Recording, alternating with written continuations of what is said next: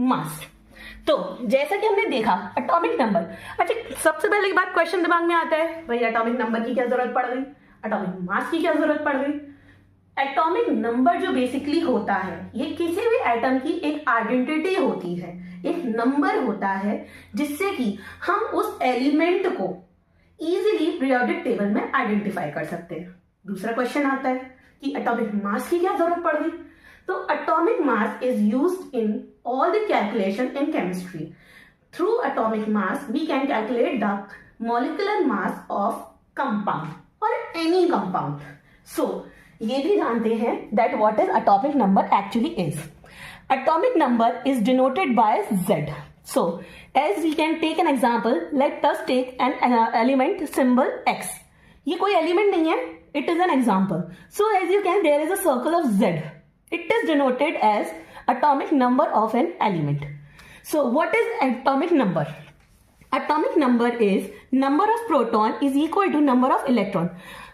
When it is electron, when number of proton is equal to number of electron, when an atom is electrically neutral, not on all the cases atom is electronically neutral, but in some cases the atom is neutral, electrically neutral. Example hydrogen. तो अगर hydrogen है तो उसमें number of proton is equal to number of electrons, and for all other cases there is atomic number is equal to number of protons. Okay, so what is, फिर question आता है what is proton. जैसा कि अभी हमने देखा, it is a sub atomic particle, a positive charge species. Atomic number is equal to number of proton present in atom.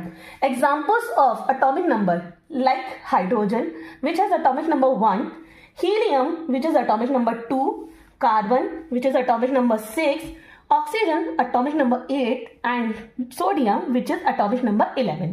So the next question is, what is atomic mass? Atomic mass is denoted by A. जैसा कि आप यहाँ पर देख सकते हैं, it is denoted by A. Again, we take an example of symbol of any element. Let us X. It is not an element, but here you can see Z, which is अभी हमने पढ़ा, it is atomic number. The second one is atomic mass, which is denoted by A. It is, आप इसको easily याद रखने के लिए तरीका ये अपना सकते हैं कि भाई मास कैसा होता है, कोई भी एटॉमिक मास कैसा होता है, भारी होता है एटॉमिक नंबर की कंपैरिजन में। और आप समझिए कोई चीज भारी है, ऊंची है, अच्छी है, तो वो ऊपर ही रखी जाएगी। तो हम इससे इजीली समझ सकते हैं कि एटॉमिक मास को हमें बिल्कुल ध्यान रखने की जरूरत नहीं है कि अरे यार एटॉमिक मास कहाँ लिखे, एटॉमिक नंबर कहाँ लिखे। आप इजीली कोई भी एलिमेंट है उसका जो बॉटम पार्ट होता है वहां उसका एटॉमिक नंबर लिखा जाता है, और कोई भी जो उसका अपर पार्ट होता है वहां पर हम उसका मॉलिक्यूलर मास रखते हैं, एटॉमिक मास रखते हैं। सो what is atomic mass? Atomic mass is actually the number of protons and and number of neutrons. Or in easy way we can say that what is atomic mass is? Atomic mass is sum of protons and neutrons. Now the question, what is neutron and proton? Again जैसा कि हमने देखा था, the central part of an atom there is two subatomic particles which is proton and neutron.